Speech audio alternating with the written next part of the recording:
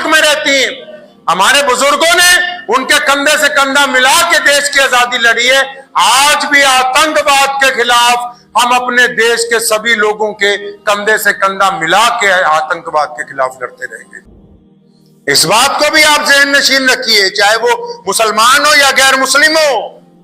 अगर आप मुसीबत की घड़ी में इकट्ठे नहीं हैं, अगर दुख की घड़ी में भी आपको एक दूसरे की नफरत नजर आ रही है, अगर परेशानी की घड़ी में भी आपको लगता है कि फला मजहब वाला ऐसा है, फला मजहब वाला ऐसा है, तो फिर इसका मतलब आप एक अच्छे शहरी नहीं है।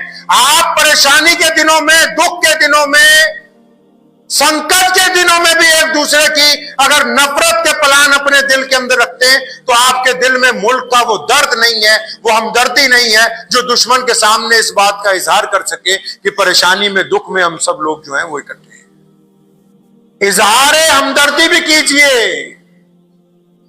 दुश्मन के खिलाफ अपना इजहार भी कीजिए, मुजम्मत का, नफरत का, लेकिन आपस में प्यार मोहब्बत को कायम रखिए, क्योंकि दुश्मन का मकसद तो आपकी मोहब्बत को तोड़ना है, आपके इत्तेफाक को तोड़ना है, आपको एकजुट रहने से इंकार करने को साजिश तैयार करना है।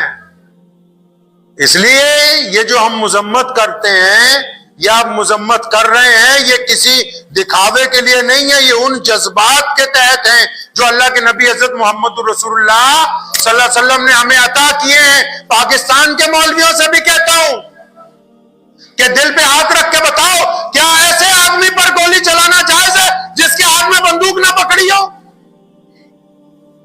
क्या किसी ऐसे बंदे का कत्ल करना जायज है जो तुम्हारे खिलाफ लड़ने ना आया?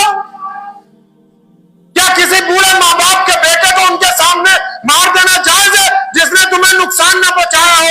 अगर ये कहते हो कि ये जुल्म है, ये नाजायज है, तो फिर अपने ही हुकूमत में अपने ही लोगों को ये बात बताओ कि पूरी दुनिया में इस्लाम सबसे बड़ा मजहब इसलिए बना है कि हमने पूरी दुनिया के सामने मोहब्बत का इजहार किया, दुनिया के सामने मज़ाहिब से उठ के बात की है। तो आज आपको भी इस बात की मुजम्मत करनी होगी कि अगर किसी ने इस्लाम का नाम लेके किसी को कत्ल किया है, तो आपको अपनी जुबान से कहना होगा कि इस्लाम इन कातिलों के साथ कोई ताल्लुक नहीं रखता है। ये हमारे दीन की तालीमात हैं, ये किसी का खौफ नहीं है, ना किसी हुकूमत की चमचागिरी है, ना हमको किसी से कोई रिवॉर्ड चाहिए। जब अंग्रेज के खिलाफ हम लड़े, जब हिंदू पानी और मुसलमान पानी के मटके हमारे दादा ने तोड़े, जब अंग्रेज के खिलाफ उसके दांत खट्टे किए, उस वक्त भी मकसद किसी को खुश करना नहीं था, मकसद यही था कि हम अपनी जमीन के लिए, अपने रब की रजा के लिए लड़ रहे हैं।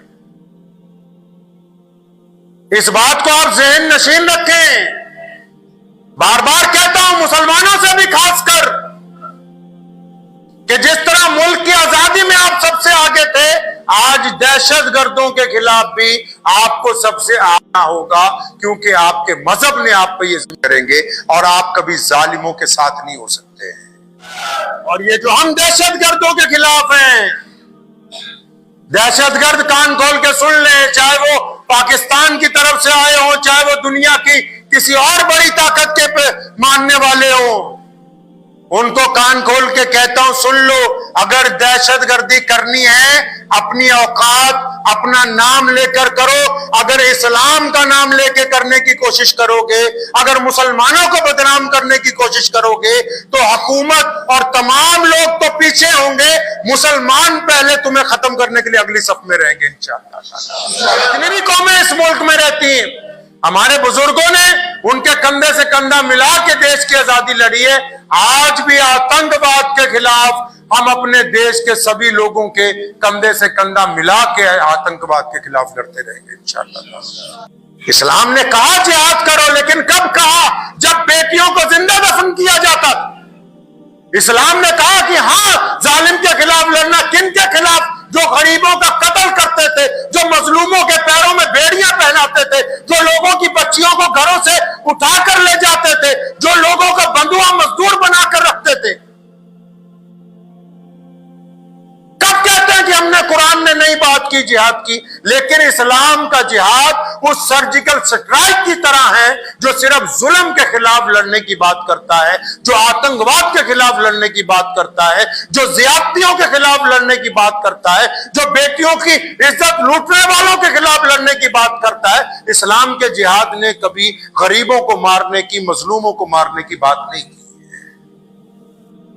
इस फर्क को समझना होगा और दुनिया को बताना होगा। इसे दुनिया को यह बात बतानी होगी कि इस दीन ने, जिस दीन को आप ये प्रोजेक्ट कर रहे हैं टेररिस्ट जो हैं, आज पूरे मुल्क के लोगों की यह जिम्मेदारी बनती है, खासकर मुसलमानों की। मैं इसलिए कहता हूं कि जो हादसा हुआ, ठीक है, उससे 140 करोड़ भारत के लोगों के दिलों को तकलीफ पहुंची, लेकिन मैं जिम्मेदारी से कहता हूं एक इमाम होने के नाते कि मुसलमानों को डबल तकलीफ पहुंची।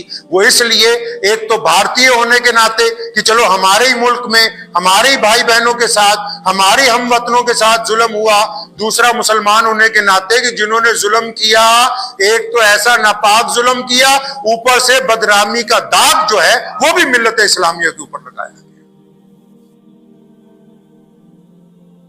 ऊपर से लोगों को तकलीफ पहुंचाई गई। दहशतगर्दों का मकसद क्या होता है? दहशतगर्द का मकसद क्या है? आज बहुत सारे लोग मुल्क के कई हिस्सों में, सारे गैर मुस्लिम हजरात में कुछ लोग ऐसे होते हैं जो नफरत की बुनियाद पर किसी सब्जी वाले को, किसी रेडी वाले को पूछते हैं तुम्हारा नाम क्या है। तो वो दहशतगर्दों का क्या मकसद था? धर्म पूछ के गोली मारने का। उनका मकसद ही यही था कि पूरे मुल्क में मुसलमानों को, गैर मुस्लिमों को आपस में बांटे ताकि इनमें नफरत बढ़े। आज जो लोग उनकी पैरवी कर रहे हैं वो इस नफरत में इजाफा करने की कोशिश कर रहे हैं, जिस मकसद के लिए उन दहशतगर्दों ने यह काम किया है। इस बात को भी आप ज़हन नशीन रखिए, चाहे वो मुसलमान हो या गैर मुस्लिम हो। अगर आप मुसीबत की घड़ी में इकट्ठे नहीं हैं, अगर दुख की घड़ी में भी आपको एक दूसरे की नफरत नजर आ रही है, अगर परेशानी की घड़ी में भी आपको लगता है कि फला मजहब वाला ऐसा, फला मजहब वाला ऐसा है, तो फिर इसका मतलब आप एक अच्छे शहरी नहीं है।